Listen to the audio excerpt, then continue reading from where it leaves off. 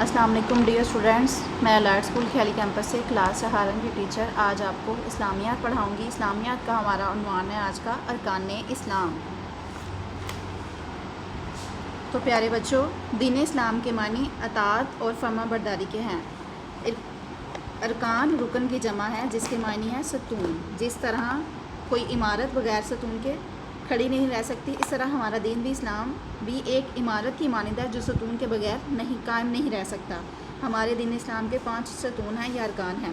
دین اسلام کے 5 ستون اور ارکان ہیں جو کہ کیا ہیں؟ پہلا ستون کیا ہے؟ کلمہ طیبہ، دوسرا ہے نماز، تیسرا ہے روزہ، چوتھا ہے زکوٰۃ اور پانچواں ہے حج۔ ہم باری باری ان سب کا پڑھیں گے آج۔ پہلا جو ستون ہے ارکان اسلام کا، اس میں سے کلمہ طیبہ۔ اسلام کا سب سے پہلا اور اہم رکن کلمہ طیبہ یعنی لا الہ الا اللہ محمد الرسول اللہ ہے، جس کا ترجمہ ہے اللہ کے سوا کوئی عبادت کے لائق نہیں اور حضرت محمد صلی اللہ علیہ وآلہ وسلم اللہ کے رسول ہیں۔ یہی کلمہ ہماری ایمان کی بنیاد ہے، یعنی اللہ تعالیٰ کے سوا کسی کی عبادت نہ کی جائے اور اس بات کا یقین کیا جائے کہ اللہ تعالیٰ ہی ہے، اللہ تعالیٰ واحد ہے اور اس کا کوئی شریک نہیں، وہ ہمیشہ سے ہے اور ہمیشہ رہے گا۔ اس بات کو تسلیم کیا جائے کہ حضرت محمد صلی اللہ علیہ وآلہ وسلم اللہ تعالیٰ کے آخری رسول ہیں اور ان کے بعد کوئی رسول یا نبی نہیں آئے گا۔ یہ ہمارا اسلام کا پہلا رکن ہے جس میں کلمہ طیبہ کے بارے میں بتایا گیا ہے اور اللہ تعالیٰ کی وحدانیت کے بارے میں بتایا گیا ہے کہ اللہ تعالیٰ واحد یکتا ہے، نہ اس کا کوئی شریک ہے اور نہ وہ کسی کا ہمسر ہے۔ حضرت محمد صلی اللہ علیہ وسلم ان کے آخری رسول ہیں۔ اللہ تعالیٰ کے آخری رسول حضرت محمد صلی اللہ علیہ وسلم کے بعد کوئی رسول یا نبی نہیں آئے گا۔ دوسرا رکن اسلام کا کیا ہے؟ نماز۔ نماز اسلام کا دوسرا اہم رکن ہے۔ نماز ہر مسلمان مرد اور عورت پر فرض ہے۔ نماز اللہ تعالیٰ کی بہترین عبادت کا طریقہ ہے، یہ ہے کہ ہم اللہ تعالیٰ کی حمد و ثنا اور اس کی نعمتوں پر اس کا شکر ادا کرتے ہیں۔ دن رات میں 5 نمازیں مسلمان پر فرض کی گئی ہیں۔ ان نمازوں کے نام کیا ہیں؟ فجر، ظہر، عصر، مغرب اور عشاء۔ اللہ تعالیٰ قرآن مجید میں تقریباً 700 مرتبہ نماز قائم کرنے کا حکم دیتا ہے۔ قرآن مجید میں ارشاد ہے، ترجمہ: میرے ان بندوں سے کہو جو ایمان لائے کہ وہ نماز قائم کریں۔ نماز کی اہمیت کا اندازہ ہم حضور صلی اللہ علیہ وآلہ وسلم کے اس فرمان سے لگا سکتے ہیں۔ نبی کریم صلی اللہ علیہ وآلہ وسلم نے فرمایا، نماز دین کا ستون ہے، یعنی نماز کے بغیر اسلام کی عمارت قائم نہیں رہ سکتی۔ جیسے کوئی بھی عمارت ہے بغیر دیواروں کے کھڑی نہیں ہو سکتی، اسی طرح نماز جو ہے وہ دین کا ستون ہے۔ نماز کے بغیر ہم اپنے دین پر کار فرما نہیں ہو سکتے۔ اسلام کا تیسرا اہم رکن کون سا ہے؟ روزہ۔ روزہ عربی زبان میں روزے کے لیے صوم کا لفظ استعمال ہوتا ہے، جس کے معنی ہے کسی کام سے رکنا۔ روزہ ایک ایسی عبادت ہے جو اللہ تعالیٰ نے رمضان کے مہینے میں ایمان والوں پر فرض کی ہے۔ اللہ تعالیٰ کی رضا کے لیے ثواب کی نیت سے صبح صادق سے لے کر سورج غروب ہونے تک کھانے پینے اور برے کاموں سے بچے رہنا روزہ ہے۔ یہ اسلام کا تیسرا رکن ہے۔ روزے کی اہمیت بیان کرتے ہوئے اللہ تعالیٰ فرماتے ہیں، اے ایمان والو، تم پر روزے فرض کیے گئے ہیں جیسے کہ تم سے پہلے لوگوں پر فرض کیے گئے ہیں تاکہ تم پرہیزگار بن سکو۔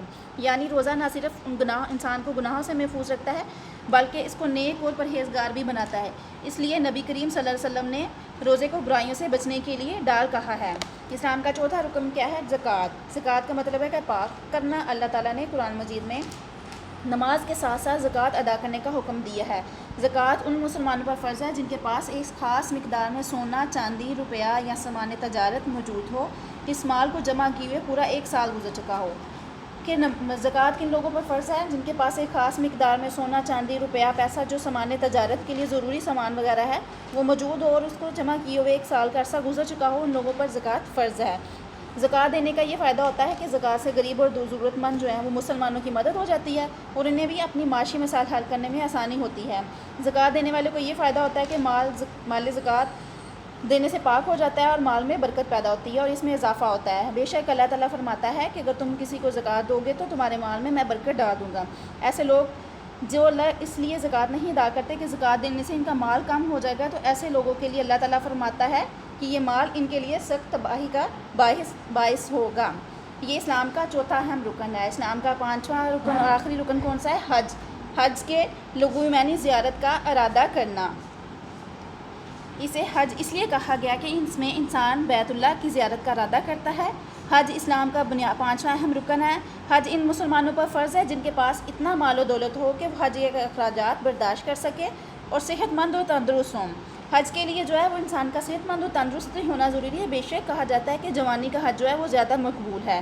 حج ہر مسلمان پر زندگی میں ایک بار فرض کیا گیا ہے۔ حج میں خانہ کعبہ کا طواف کرتے ہوئے حجر اسود کو چومتے ہیں، صفا اور مروہ کے درمیان سعی کرتے ہیں یعنی تیز تیز دوڑتے ہیں، عرفات، مزدلفہ اور منی میں عبادت کرتے ہیں اور قربانی کرتے ہیں۔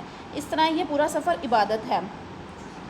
حج کرنے سے انسان کے گناہ معاف ہو جاتے ہیں، جیسا کہ حضرت محمد صلی اللہ علیہ وآلہ وسلم نے فرمایا، بے شک حج گناہوں کو اس طرح ڈھو ڈالتا ہے جیسے پانی میل کچال کو دھو ڈالتا ہے۔ تو پیارے بچوں، آج ہم اس کے ساتھ میں مشق بھی کریں گے۔ مشق میں سے پہلا سوال نمبر 1 ہے، اسلام درست اور غلط فکرات کی نشاندہی کرتے ہوئے مناسب جواب پر ٹک لگائیے۔ اسلام کے معنی دعا اور رحمت کے ہیں۔ اسلام کے معنی کیا ہیں؟ دعا اور رحمت کے ہیں۔ یہ درست ہے یا غلط ہے؟ یہ جواب غلط ہے۔ نماز ہر مرد اور عورت پر فرض ہے۔ نماز ہر مسلمان مرد اور عورت پر فرض ہے۔ یہ جواب درست ہے۔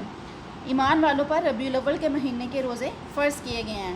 ایمان والوں کے لیے ربیع الاول کے مہینے میں، جبکہ ربیع الاول کا مہینہ تو نبی پاک کی ولادت باسعادت کا مہینہ ہے، تو رمضان کے مہینے میں روزے فرض کیے گئے ہیں، اس لیے جواب یہ غلط ہے۔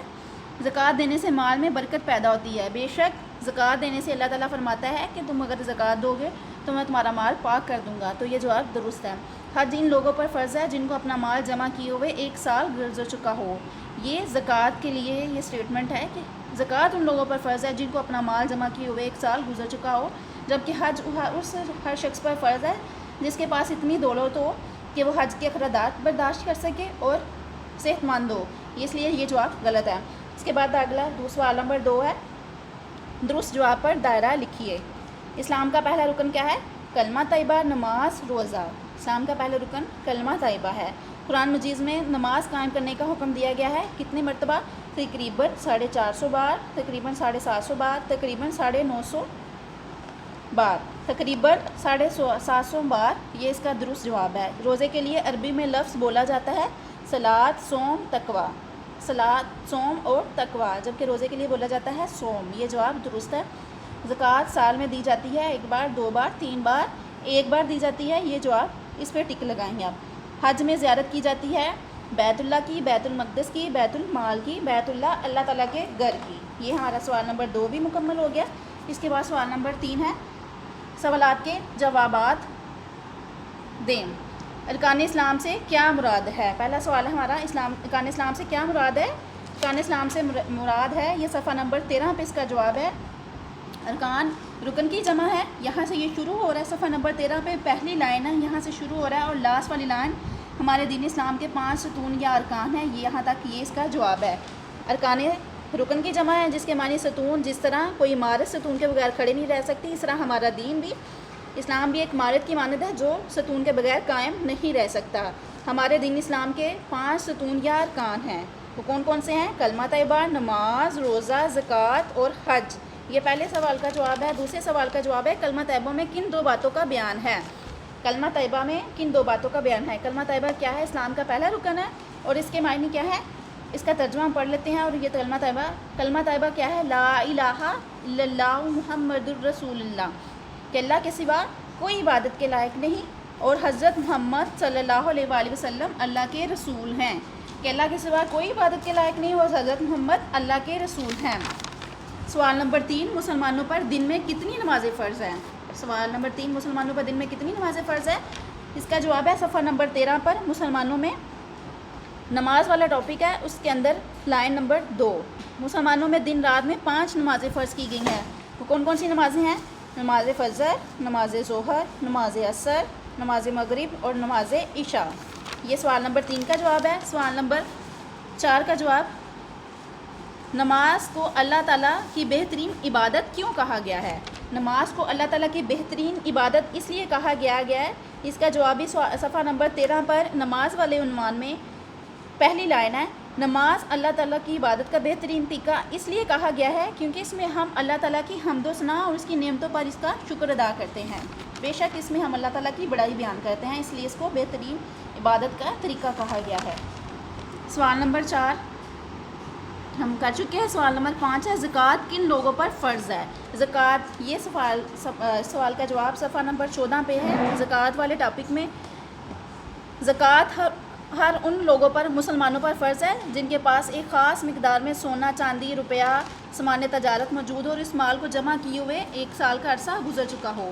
یہ سوال کا جواب صفحہ نمبر 14 پہ زکوٰۃ والے عنوان سے پہلی لائن سے لے کے تیسری لائن کے شروع میں ہی اس کا جواب ہے۔ سوال نمبر 6، زکوٰۃ دینے کے کیا فائدے ہیں؟ زکوٰۃ دینے کے کیا فائدے ہیں؟ زکوٰۃ والے عنوان میں اسی صفحہ نمبر 14 پر زکوٰۃ دینے کا یہ فائدہ ہوتا ہے کہ غریب اور ضرورت مند کی مسلمانوں کی مدد ہو جاتی ہے اور انہیں اپنی معاشی مسائل حل کرنے میں آسانی ہوتی ہے، اور زکوٰۃ دینے والے کو یہ فائدہ ہوتا ہے کہ مال زکوٰۃ دینے سے پاک ہو جاتا ہے اور مال میں برکت پیدا ہوتی ہے اور اس میں اضافہ ہوتا ہے۔ حج کے کیا معنی اور یہ کن لوگوں پر فرض کیا گیا ہے؟ اس کا جواب حج والے ٹاپک پہ صفحہ نمبر 14 پہ حج کے لغوی معنی ہے زیارت کا ارادہ کرنا، ٹھیک ہے، اور حج میں خانہ کعبہ کا طواف کرتے ہیں، حجر اسود کو چومتے ہیں، صفا اور مروہ کے درمیان سعی کرتے ہیں، یعنی تیز تیز دوڑتے ہیں۔ یہ حج کے جو ہے اس کے بارے میں یہ ہے۔ عرفات، مزدلفہ اور منی میں عبادت کرتے ہیں اور قربانی کرتے ہیں، اس طرح یہ پورا سفر عبادت ہے، پورا سفر عبادت ہے۔ حج کرنے سے انسان کے گناہ معاف ہو جاتے ہیں۔ حج کے بارے میں حضور صلی اللہ علیہ وسلم نے کیا فرمایا؟ حج کے بارے میں حضور صلی اللہ علیہ وسلم نے فرمایا، بے شک حج گناہوں کو اس طرح دھو ڈالتا ہے جیسے پانی میل کچیل کو دھو ڈالتا ہے۔ تو پیارے بچوں، اس سبق کو اچھے طریقے سے آپ سب نے اس کی مشق کرنی ہے۔ اس کے سوال جواب، سوال نمبر 1، سوال نمبر 2 اور سوال نمبر 3 اچھے طریقے سے آپ نے یاد کرنا ہے، اور انشاءاللہ اپنے اگلے لیکچر میں ہم آپ کو ملیں گے۔ تو اپنا تب تک بہت سا خیال رکھیے گا۔ اللہ حافظ۔